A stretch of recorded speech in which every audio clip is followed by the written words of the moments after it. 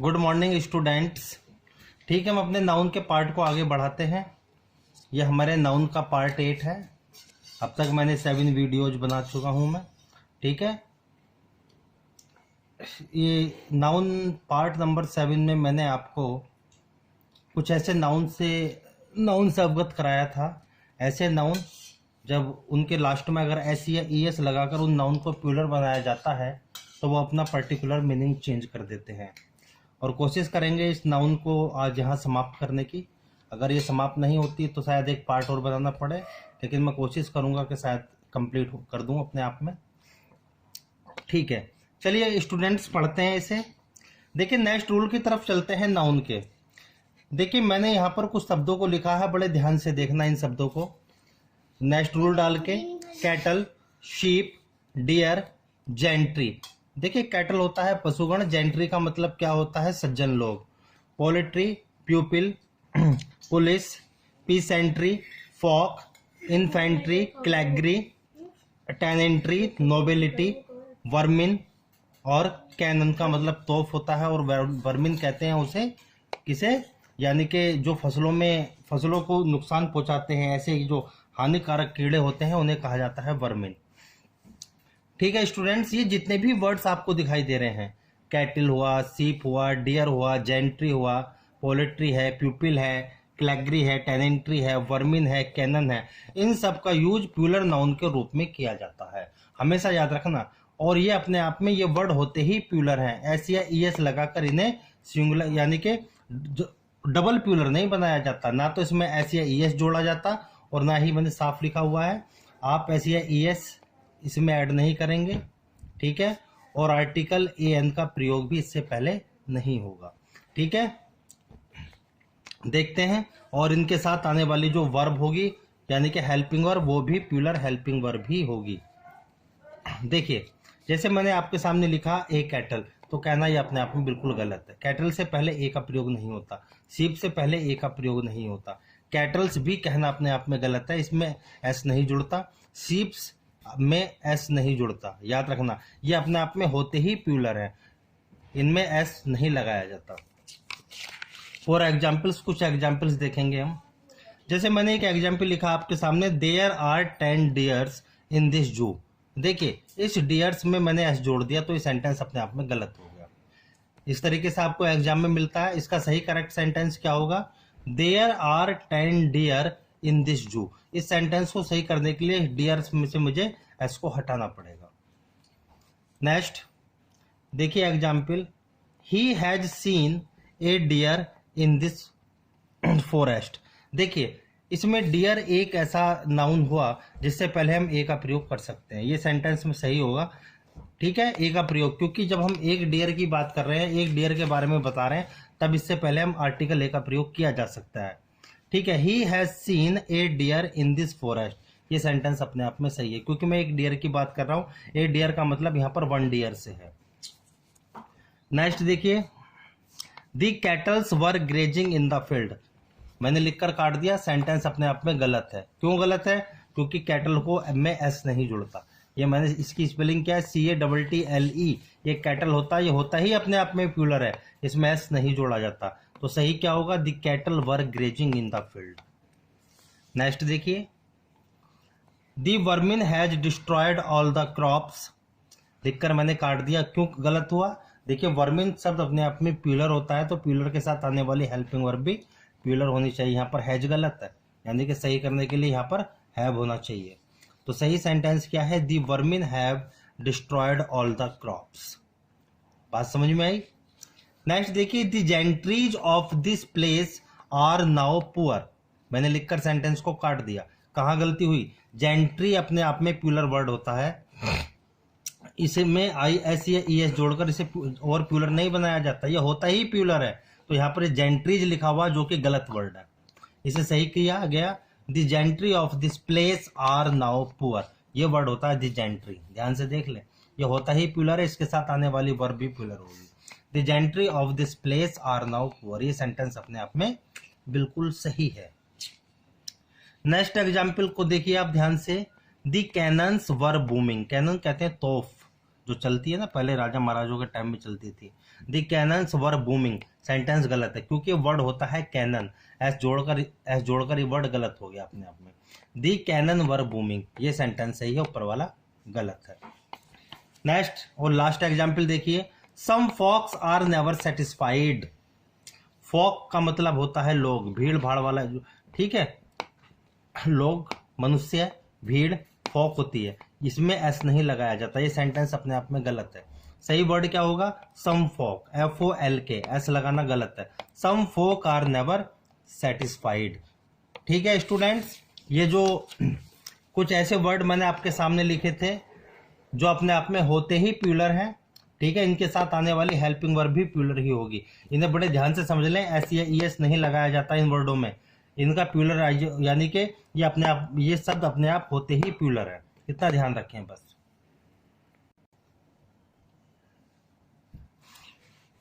चलिए स्टूडेंट्स, आगे नया टॉपिक लेकर चलते हैं। इससे पहले हमने कुछ ऐसे वर्ड की बात की, ठीक है, जो अपने आप में प्यूलर होते हैं और उनके साथ आने वाली हेल्पिंग वर्ब भी प्यूलर होती है। नेक्स्ट रूल की तरफ चलें।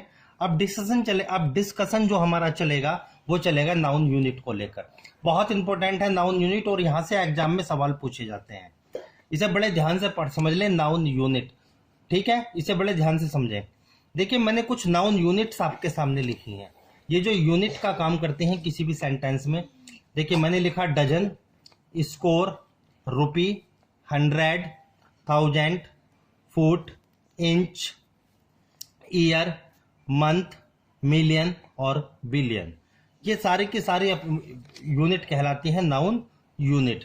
अब किसी भी सेंटेंस में इन नाउन यूनिट का यूज हम करते कैसे हैं, इस चीज को आपको समझना है और बड़े ध्यान से समझें कि किस प्रकार से हम इस नाउन यूनिट का यूज किसी भी सेंटेंस में करते हैं। देखिए जब भी हम नाउन यूनिट की बात करते हैं स्टूडेंट्स, तो हमने इसे दो भागों में डिवाइड करके चलते हैं। एक तो वो नंबर फर्स्ट डेफिनिट और नंबर 2 इनडेफिनिट। इनडेफिनिट के नीचे बताऊंगा अभी। सबसे पहले बात आती है डेफिनिट। देखिए अगर मैं आपसे कहता हूं कि 200 स्टूडेंट्स बुलाए गए, तो ये अपने आप में बात डेफिनिट है, इनडेफिनिट नहीं है, क्योंकि एक संख्या 200 मेरे सामने दी हुई है। बात समझ में आई। अगर मैं आपसे कहता हूं ठीक है 2000 रुपए, तो ये बात अपने आप में डेफिनिट है, क्योंकि 2000 डेफिनिट बात है। तो डेफिनिट का दायरा क्या होता है, इस दायरे से मिले। अगर बात इस यूनिट को लेकर है और बात डेफिनिट हो, तो सबसे पहले हमें लिखा मिलेगा नुमरल। नुमरल का मतलब होता है नंबर नेम, हमेशा याद रखना। 1 2 3 4 5 6 जितने भी नंबर नेम होते हैं ये सब नुमरल कहलाते हैं। It is called numeral. सबसे पहले हमें नुमरल लिखा मिलेगा, उसके बाद में हमें लिखी मिलेगी यूनिट, और यूनिट के बाद या तो हमें कोई एडजेक्टिव लिखा मिलता है या फिर कोई नाउन लिखी मिलती है। हमेशा एक बात याद रखना, ये तीनों अगर क्रम में हैं, क्रम, इन तीनों का अगर एक क्रम बना हुआ है, सबसे पहले नुमरल, उसके बाद यूनिट, उसके बाद कोई भी अदर वर्ड मिल सकता है, वो नाउन के रूप में भी हो सकता है, एडजेक्टिव के रूप में भी हो सकता है। तो आपको एक बात याद रखनी है, इस यूनिट को हम हमेशा सिंगुलर लेकर चलते हैं। इस यूनिट को हम हमेशा सिंगुलर लेकर चलते हैं। देखिए अब कुछ एग्जांपल्स मैंने आपके सामने लिखे हैं, बड़े ध्यान से देखिए। मैंने पहला सेंटेंस आपके सामने लिखा my friend is 20 years old. देखिए मैंने इस सेंटेंस को लिखकर काट दिया। यहां पर गड़बड़ क्या है, इस गड़बड़ को समझो। देखिए 20 अपने आप में क्या हुआ, 20 अपने आप में एक नुमरल है। क्या है, नुमरल, नंबर नेम। ईयर अपने आप में क्या है, एक यूनिट है। आगे क्या है, ये कोई अदर वर्ड है, ठीक है। तो ये तीनों शब्द अपने आप में क्रम में है, यानी कि एक एडजेक्टिव है। तीनों शब्द अपने आप में क्रम में है। 20 ईयर्स ओल्ड, पहले नुमरल, फिर यूनिट और फिर अदर वर्ड। तो ऐसी यूनिट को हम हमेशा सिंगुलर लेकर चलते हैं। तो गड़बड़ क्या हुई, ईयर्स कहना अपने आप में गलत है, ये इसलिए मैंने लिखकर काट दिया। सही सेंटेंस क्या होगा, my friend is 20 year old. ये सेंटेंस अपने आप में सही है, यानी कि ईयर्स गलत है, ईयर कहना अपनी जगह सही है। नेक्स्ट एग्जाम्पल देखिए, सी सो ए 6 फीट स्नेक। मैंने लिखकर फिर काटा। देखिए लिखा हुआ मेरे पास क्या मिला, नुमरल, फिर यूनिट, फिर अदर वर्ड। इस यूनिट को देखो, ये यूनिट फीट अपने आप में प्लूरल होता है, जबकि मुझे कैसी यूनिट यूज करनी है, सिंगुलर, यानी कि देखना है कि उस यूनिट से पहले नुमरल दिया हुआ है या नहीं। सही सेंटेंस क्या होगा? सी सो ए 6 फूट स्नेक, ये सेंटेंस सही है। ये FEET प्लूरल होता है, FOOT सिंगुलर होता है। नेक्स्ट एग्जाम्पल देखिए, दे फाउंड 10 इंच पाइप्स, ये कहना अपने आप में गलत हुआ। लिखा हुआ मेरे सामने क्या है? नुमरल, फिर एक यूनिट और अदर वर्ड। तो ये यूनिट हम हमेशा कैसे लेकर चलते हैं? सिंगुलर। तो इसे सही करने के लिए क्या किया? दे फाउंड 10 इंच पाइप, ये सेंटेंस अपने आप में सही है। ठीक है, ये सेंटेंस अपने आप में सही हुआ। नेक्स्ट 4 देखिए example, I have bought 2 dozens pencils. सबसे पहले लिखा हुआ मुझे मिले क्या? नुमरल, उसके बाद यूनिट, फिर अदर वर्ड। तो ये यूनिट हमेशा कैसी होनी चाहिए? सिंगुलर, जबकि यहाँ पर ऐसा लगा हुआ है डजन्स में, तो मैंने लिख कर काट दिया। सही सेंटेंस क्या होगा? I have bought 2 dozens pencil. देखिए डजन में एस नहीं लगेगा, DOZEN। ये यूनिट अपने आप में सिंगुलर ही यूज की जाएगी, तब ये सेंटेंस अपने आप में सही होगा। नेक्स्ट, तो आपको एक बात याद रखनी है हमें, है ना, जब बात हम डेफिनिट की करते हैं तो डेफिनिट को मैंने एक दायरे में यूज किया पहले। कैसे? कि पहले नुमरल, फिर यूनिट, फिर कोई भी अदर वर्ड आ सकता है एडजेक्टिव या नाउन के रूप में। तो हम हमेशा इस यूनिट को सिंगुलर लेकर चलते हैं। इसी डेफिनिट को आगे बढ़ाते हैं। ऐसा भी तो हो सकता है कि इसके दूसरे दायरे से आप मिलो, कि आपको लिखा हुआ मिल जाए खाली नुमरल और प्लस यूनिट, और आगे कोई भी अदर वर्ड ना मिले। नुमरल प्लस यूनिट, पहले आपको नुमरल लिखा मिले, उसके बाद में आपको यूनिट लिखी मिले, लेकिन आगे कोई भी वर्ड ना दिया हो, तब हमें क्या, ऐसी यूनिट को हम 2 भागों में डिवाइड कर चलते हैं। याद रखना, ऐसी यूनिट को हम 2 भागों में डिवाइड कर चलते हैं। कैसे? देखिए यूनिट 1, सबसे पहले मैंने बोला कॉम्पैक्ट। कॉम्पैक्ट का मतलब होता है सेल्फ सफिशिएंट, यानी कि ऐसे शब्द जो अपने मीनिंग को लेकर बिल्कुल फ्री हैं, स्वतंत्र हैं, यानी कि दूसरे शब्दों पर ये डिपेंड नहीं होते। बात समझ में आई? कॉम्पैक्ट, ऐसे वर्ड कॉम्पैक्ट होते हैं। ऐसे वर्ड कौन से हो सकते हैं? जैसे रुपी, ईयर, मंथ। ऐसे शब्दों के साथ हम हमेशा सफिक्स कर सकते हैं एस या ES को, यानी कि एस या ES इन शब्दों के पीछे जोड़ा जा सकता है। कॉम्पैक्ट दोबारा समझ लें, कॉम्पैक्ट जो अपने मीनिंग को लेकर स्वतंत्र है, सेल्फ सफिशिएंट है, ऐसे शब्दों से मिले आप। पहला रुपी, ईयर और मंथ। यदि मैं 2 रुपी कहता हूं या 1 ईयर कहता हूं या 3 मंथ कहता हूं, तो यह शब्द अपने आप में अपने मीनिंग को लेकर बिल्कुल क्लियर है। इनके एक्सप्लेनेशन को लेकर हमें किसी भी दूसरे वर्ड की आवश्यकता नहीं पड़ती, ये स्वतंत्र है। नंबर 2 देखिए, पहला कॉम्पैक्ट और दूसरा नॉन कॉम्पैक्ट। नॉन कॉम्पैक्ट का मतलब क्या होता है? Not sufficient. नॉट सफिशिएंट का मतलब है जो अपने मीनिंग को लेकर क्लियर नहीं है और अपना अर्थ देने के लिए, मीनिंग बताने के लिए उसे दूसरे शब्दों की आवश्यकता पड़ सकती है। ऐसे क्या शब्द हो सकते हैं आपके सामने? 100, 1000, डजन, फुट, इंच, स्कोर। हमेशा याद रखना, ऐसे शब्दों के बाद में एस या ES को सफिक्स नहीं किया जाता, यानी कि नहीं जोड़ा जाता। एक बार और दोबारा समझ लें। देखिए पहले मैंने नाउन यूनिट, नाउन यानी कि डेफिनिट में दूसरे दायरे की मैं बात कर रहा हूं। सबसे पहले नुमरल लिखा मिलेगा, उसके बाद में आपको यूनिट लिखी मिलेगी। ठीक है, ऐसी यानी कि जब आपको नुमरल और यूनिट लिखी मिले, ऐसी बातों को हम 2 भागों में डिवाइड कर चलते हैं। पहला कॉम्पैक्ट, कॉम्पैक्ट यानी कि वो शब्द जो अपने मीनिंग को लेकर सेल्फ सफिशिएंट हो, इनके पीछे एस या ES ऐड किया जा सकता है। नॉन कॉम्पैक्ट जो अपने मीनिंग को लेकर सफिशिएंट ना हो, जैसे मैंने कुछ शब्द दिए 100, 1000, डजन और फुट, इंच, स्कोर, इनके पीछे एस या ES को सफिक्स यानी कि नहीं जोड़ा जाता। चलिए इसके कुछ एग्जाम्पल्स देखते हैं बड़े ध्यान से। देखिए पहला सेंटेंस है आपके सामने, ही ऑफर्ड 10 रुपी। देखिए सबसे पहले लिखा हुआ मिला आपको नुमरल, उसके बाद में यूनिट, आगे अगर कुछ भी ना दिया हो तब मुझे क्या करना है, तब भी ठीक है। देखिए मैंने लिखा पहला एग्जाम्पल, ही ऑफर्ड 10 रुपी, तो ये सेंटेंस अपने आप में गलत है। क्यों गलत है? अगर मैं रुपी की बात करता हूं तो ये किस कैटेगरी में से आता है? ये आता है कॉम्पैक्ट, जो अपने मीनिंग को लेकर स्वतंत्र है। ठीक है, तो इसका सही सेंटेंस क्या होगा? ही ऑफर्ड 10 रुपीज, ऐसे इसमें जोड़ा जा सकता है। ये सेंटेंस अपने आप सही है। दूसरा एग्जाम्पल देखिए, संजय स्पेंट 3 ईयर। अगर मैं कहता हूं 3 साल, तो 3 साल कहने का मतलब है वो अपने मीनिंग को लेकर स्वतंत्र है, इसे अपने एक्सप्लेनेशन की आवश्यकता नहीं है, ये किसी दूसरे शब्दों पर डिपेंड नहीं होता। तो ये मैंने लिखकर काट दिया। यानी कि कॉम्पैक्ट कैटेगरी से आ रहा है। सही सेंटेंस क्या होगा? संजय स्पेंट 3 इयर्स, कहना अपनी जगह सही है, लिखकर राइट का निशान। थर्ड देखिए, रोहन नीडेड 5000। ठीक है, अब मैं कहता हूं 5000, देखो मैंने हंड्रेड्स में क्या किया, सॉरी 500 हंड्रेड्स में मैंने क्या किया, एस को जोड़ दिया। ये 100 कहने का मतलब है ये नॉन कॉम्पैक्ट की कैटेगरी से आ रहा है। और आपको अभी पीछे समझाया गया है कि जो भी नॉन कॉम्पैक्ट की कैटेगरी वाले वर्ड है उनमें एस या ई एस लगाकर उन्हें प्यूलर नहीं बनाया जाता, एस या ई एस उनमें नहीं जोड़ा जाता, यानी कि सफिक्स नहीं किया जाता।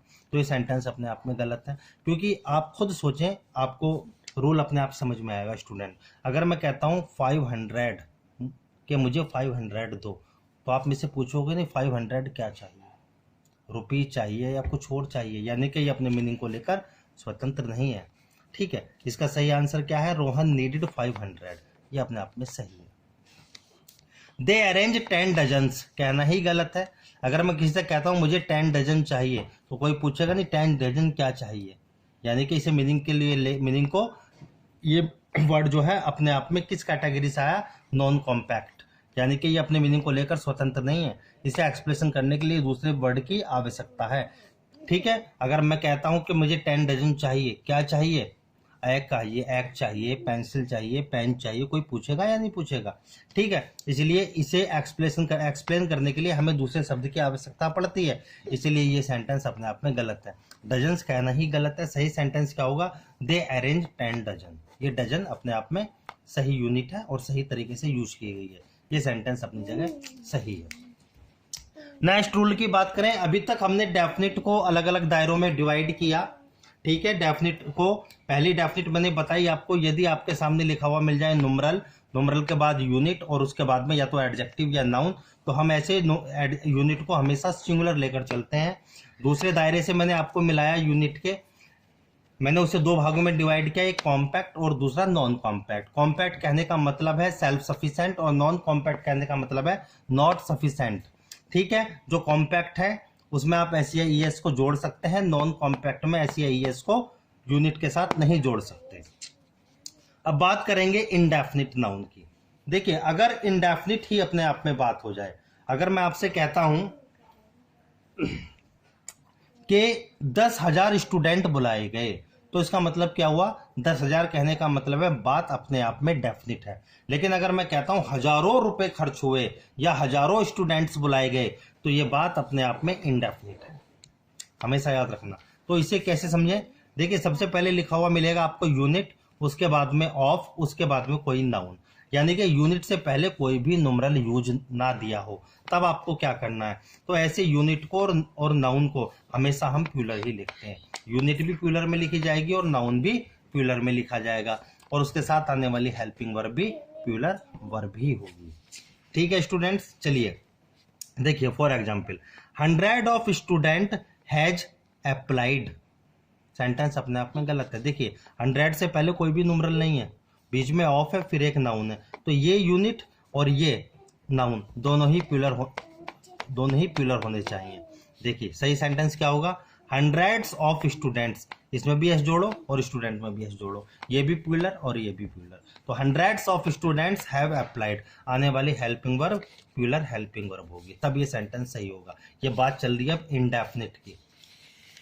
देखिए, 1000 of applicant is invited, sentence गलत है। क्यों?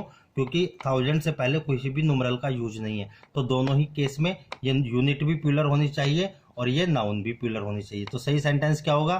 Thousands of applicants are invited, आने वाली हेल्पिंग वर्ब भी प्यूलर ही यूज की जाएगी। चलिए स्टूडेंट्स, लास्ट रूल की तरफ चले। नाउन यूनिट को लेकर एक बात और आती है, इसे मैंने लिख दिया, आप लिख लेना, यूनिट ऑफ मेजरमेंट की बात हो रही है यहाँ पर, यूनिट ऑफ मेजरमेंट। ठीक है, पढ़ाते हुए बहुत समय हो गया, मैंने इस noun measure of unit of measurement को समझाने के लिए आपके सामने एक रूल बनाया है, अवध से परे। बड़े ध्यान से समझे स्पेलिंग को, AWDH, अवध से परे। ठीक है, देखो इसे मैंने एक्सपेंड किया, बड़े ध्यान से समझे। A for amount, W for wait, D for distance, H for height, S for speed और P for period of time. इसमें से क्वेश्चन पूछता है एग्जाम में। जब मैं अमाउंट की बात करता हूँ, वेट की बात करता हूँ, डिस्टेंस की बात करता हूँ, हाइट, स्पीड या पीरियड ऑफ टाइम की बात करता हूँ, तो इस दायरे को मैंने दो भागों में डिवाइड कर दिया।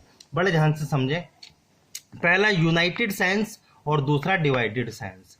यदि इन यूनिट्स को, मेजरमेंट को इकट्ठा करके बोला जाए तो ये यूनाइटेड सेंस कहलाते हैं। फिर इनके साथ आने वाली वर्ब सिंगुलर वर्ब होगी, याद रखना। लेकिन अगर हम इन्हें डिवाइडेड सेंस में बोलें, यानी कि हिस्सों में बांट दें, डिवाइडेड सेंस में बात करें, तब इनके साथ आने वाली वर्ब प्यूलर वर्ब होगी। फॉर एग्जाम्पल ध्यान दें, देखिए अगर मैंने आपसे कहता हूं 200 रुपीज इज माई पॉकेट, तो सेंटेंस अपने आप में बिल्कुल सही है। कैसे सही है? बात यूनाइटेड सेंस की हुई, यानी कि 200 रुपए मेरी जेब में है, मैंने एक लिए और अपनी पॉकेट में रख लिए। ठीक है, बात समझ में आई? तो ये यूनाइटेड सेंस की बात है, इकट्ठे करके अपनी जेब में 200 रुपीज को रखा गया, तो आने वाली वर्ब सिंगुलर। ये सेंटेंस अपने आप में बिल्कुल सही है। इसी सेंटेंस को मैंने थोड़ा सा चेंज कर दिया, बड़े ध्यान से देखें। 200 रुपीज आर माई पॉकेट्स। अब देखो, पॉकेट को मैंने प्लूरल बना दिया पॉकेट्स। ये मैंने बात कर दी डिवाइडेड सेंस की।